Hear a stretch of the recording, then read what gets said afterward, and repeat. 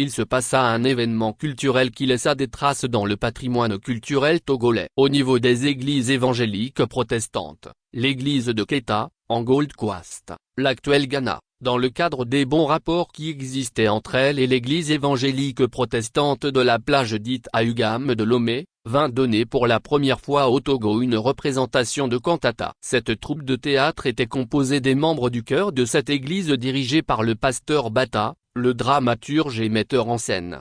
Qu'est-ce que la cantata classique, originelle? Il s'agit d'une esthétique théâtrale inspirée de la cantata anglaise qui est un mélange de dramaturgie et de chant d'inspiration chrétienne. La cantata ghanéo-togolaise est un théâtre basé sur des épisodes de la Bible et dont les dialogues sont entièrement chantés. On n'y parle pas. La chorégraphie et les chants font partie de l'esthétique. La représentation de la troupe du pasteur Bata rencontra un grand succès au sein de la paroisse d'Augam où eut lieu le spectacle. Muruzema Vituli Apedoama, qui était tombé sous le charme de cette esthétique théâtrale nouvelle, prit sur lui de relever le défi. En sa qualité de musicien organiste et de chef de chœur de sa paroisse, il composa, en 1943, la première cantata togolaise sous le nom de Le mariage d'Isaac et Rebecca. Le succès fit beaucoup de bruit à Lomé et la pièce fut jouée à plusieurs reprises à Lomé et dans d'autres villes de l'intérieur du pays. Plus tard, il composa une seconde pièce de cantata, Ruth et Naomi. Il n'y eut avant l'indépendance du Togo,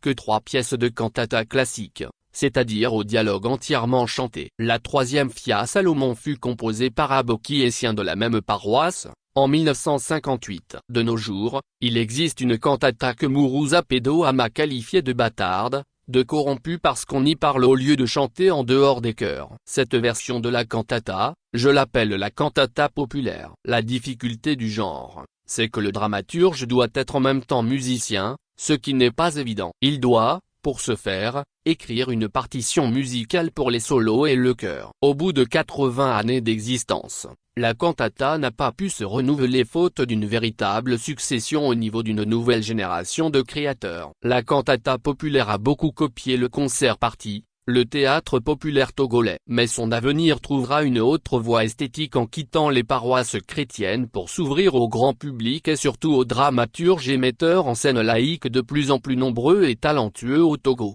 Muruzema Vituli Apedoama est décédé en 1988 à l'âge de 77 ans. Eyeyi Togoata Apedoama.